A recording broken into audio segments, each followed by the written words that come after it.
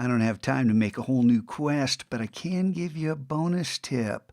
And you can see that as that last video rendered, I went ahead and saved out individual versions of these files. And if I open up one of them, each one of these, you notice this is called 5x5, has 5x5. They have exactly how many squares as is indicated by the title, and there's nothing else on the layer.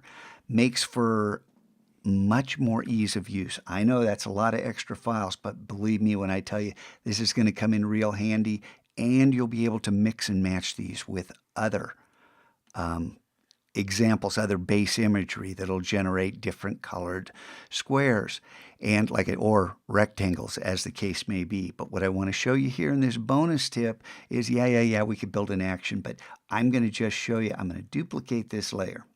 Then hide that bottom layer because and lock it. So I just want to work on this layer right here. If I select everything, and I can deselect, I can do this to individual squares, but why not start with something simple? It's not under Object, Create Object Mosaic, and you notice that was grayed out. It's under Effect, Convert to Shape, and then notice we have three choices here. We can put rectangles in rectangles, rounded rectangles. I'm going to show you the ellipse. You can play with these. I've also played with the rectangle within a rectangle, the smaller ones. Okay, some important things. See how this is growing outside this? Like, what use is this? Well, some of you who are being clever are saying, hey, I can see a use for this. But as far as our 5,000 pixel square goes, that's not what we want. We want to click on Absolute. And then, what is that? What's this little dinky square? Well, this is the 5x5. These are 1,000 pixels on a side. So the circle, I could make the circle 1,000 pixels so it fills up the whole thing, or I could choose something like 750.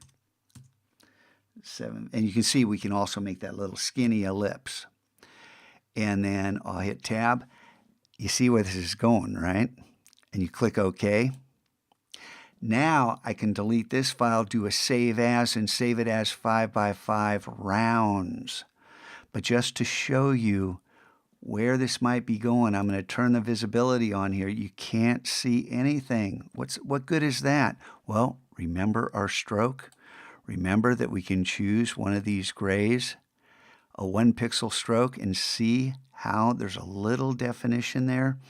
If I hit Command 1, we can zoom. There we go. Not a lot kind of disappearing right there. But this we can use. And we don't have to worry about the size because Photoshop is going to anti-alias this. I'm going to go ahead and hide this again.